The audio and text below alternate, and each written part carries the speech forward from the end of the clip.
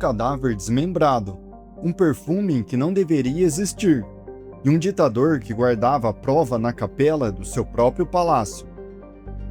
Francisco Franco governou a Espanha com mão de ferro por 36 anos, mas ele nunca esteve longe de uma mão de mulher, morta há 400 anos, que ele acreditava proteger o seu regime, e que ele nunca devolveu. Essa é a história do que aconteceu com o corpo de Santa Teresa d'Ávila, e por que o homem mais poderoso da Espanha precisava de um pedaço dele.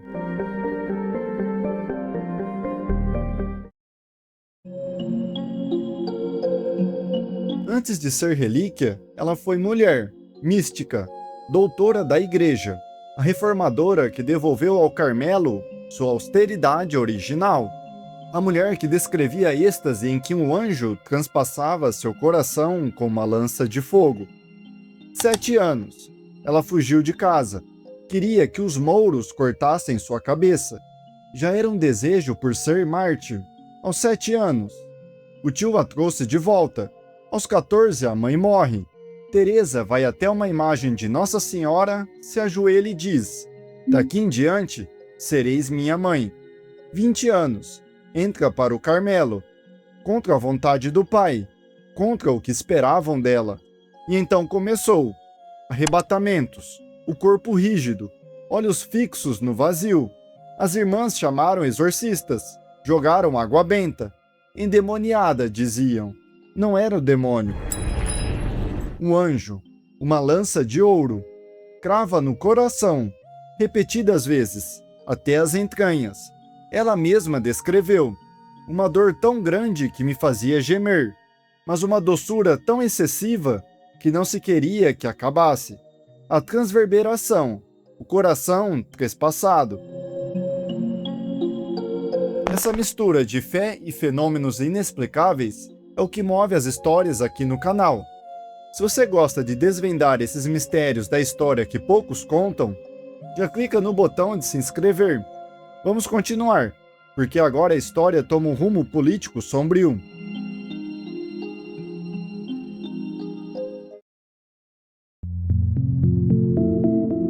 Teresa reformou o Carmelo, fundou 17 conventos, enfrentou a Inquisição, investigada, mas nunca condenada.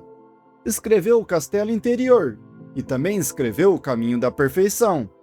Primeira mulher doutora da Igreja, em 1970. Outubro de 1582. Alba de Tormes.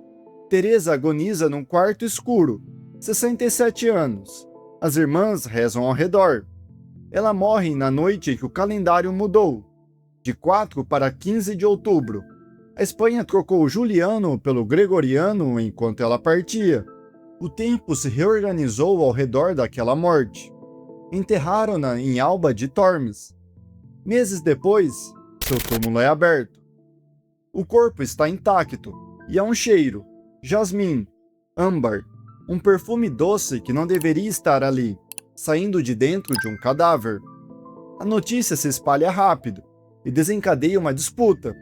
Os carmelitas descalços querem o corpo em Ávila, onde Teresa fez a sua reforma. Os duques de Alba querem mantê-lo onde ela morreu. A briga chega a Roma. O Papa Sisto V precisa decidir.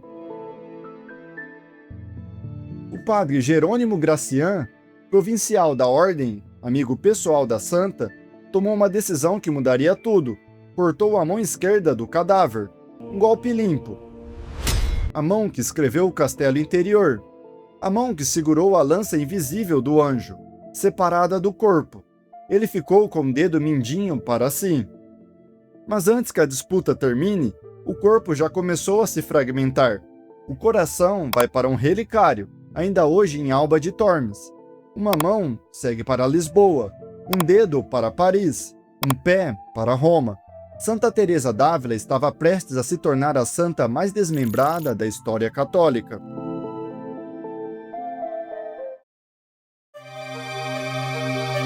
A mão esquerda de Teresa segue de Ávila para Lisboa, e em 1910 foge da Revolução Portuguesa de volta à Espanha, indo parar num convento em Ronda. 1936. A Guerra Civil Espanhola estoura. Milicianos republicanos invadem igrejas por toda a Espanha, destruindo imagens, relíquias, símbolos da fé. As carmelitas de Ronda são expulsas do convento. Uma delas se recusa a entregar a mão de Teresa, mas os milicianos a levam mesmo assim. Em novembro daquele ano, quando as tropas nacionalistas tomam Málaga, encontram a relíquia entre os pertences de um coronel republicano. Ela é enviada ao quartel-general de Franco. O bispo de Málaga formaliza o empréstimo. A mão ficaria com Franco enquanto ele fosse chefe de Estado, mas ele nunca devolveu enquanto viveu. Durante quase 40 anos, a mão de Santa Teresa fica junto à cama de Francisco Franco, primeiro em Salamanca, depois no Palácio de El Pardo, sua residência oficial em Madrid.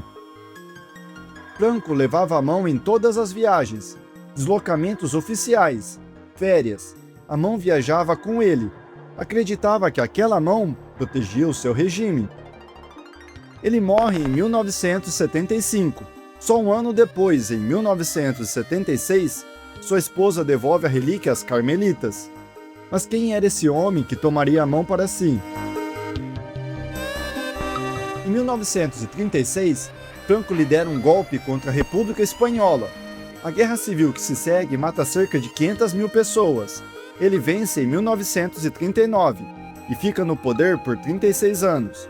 O franquismo se vende como uma cruzada, uma guerra santa contra o comunismo ateu.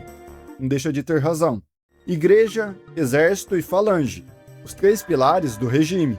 Em 1953, uma concordata com o Vaticano confirma o catolicismo como a única religião oficial. Nas moedas espanholas, há uma frase cunhada ao lado do rosto de Franco: Caudilho da Espanha, por la graça de Dios. Caudilho da Espanha, pela graça de Deus.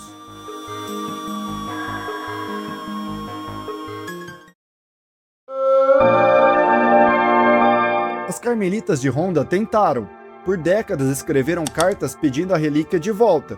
Diziam que sentiam falta dela. Franco nunca respondeu que sim. Só a morte conseguiu que as cartas não conseguiram. Em 1975, Franco entra em agonia prolongada. Semanas de complicações médicas, mantido vivo enquanto a Espanha inteira esperava. Ele morre em 20 de novembro daquele ano. Só em 1976, sua esposa devolve a relíquia às carmelitas. Hoje, a mão está de volta ao convento do Coração Eucarístico de Jesus, em Ronda, guardada numa capelinha pequena dentro da igreja de La Márcia. Para vê-la, é preciso pedir a chave no torno do convento. E sim, ela lembra uma certa mão do mundo Marvel. O relicário é do século XVII, prata dourada, travejada de pedras preciosas. Falta o dedo mindinho, aquele que o próprio Frei que cortou a mão guardou para si.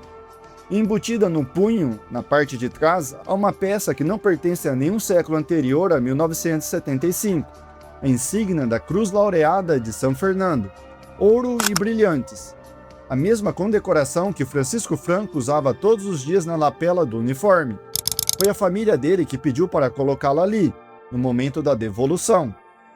Em 2024, a mão foi levada à Alba de Tormes, para um estudo científico, raio-x, fotografias, reconhecimento visual, sob os cuidados de uma equipe de Madrid.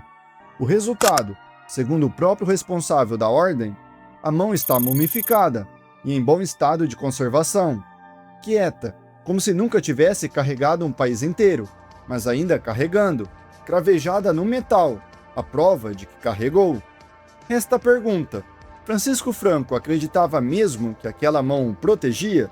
Ou era só mais um general usando Deus como escudo?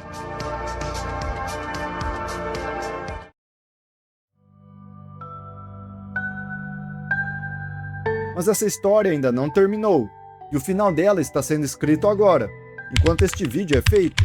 O convento de Ronda, que guarda a mão há mais de um século, está ameaçado de fechar. Não por dinheiro, mas por falta de vocações.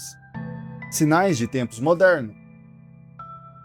Restam apenas 4 freiras, uma rondenha de 85 anos, a madre priora nascida em Gibraltar, uma freira queniana e uma vietnamita.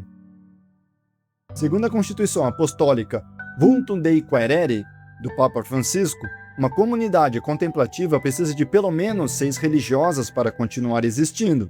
As freiras tentaram atrair novas vocações, não conseguiram a tempo.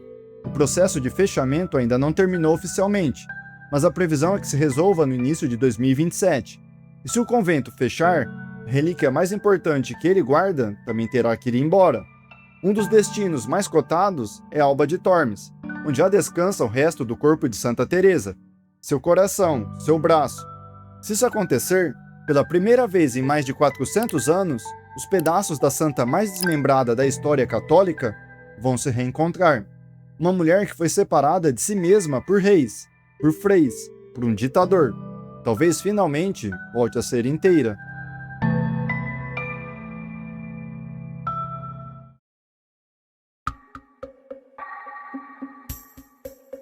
Essa jornada de 400 anos nos faz pensar: as relíquias devem permanecer separadas para que o mundo todo as venere? Ou o lugar de um corpo é, finalmente, o repouso completo em sua casa original? Quero muito saber a sua opinião nos comentários. Se esse vídeo te trouxe uma perspectiva nova, deixe o seu gostei e compartilhe com quem gosta de uma boa investigação histórica. Até o próximo vídeo aqui no canal.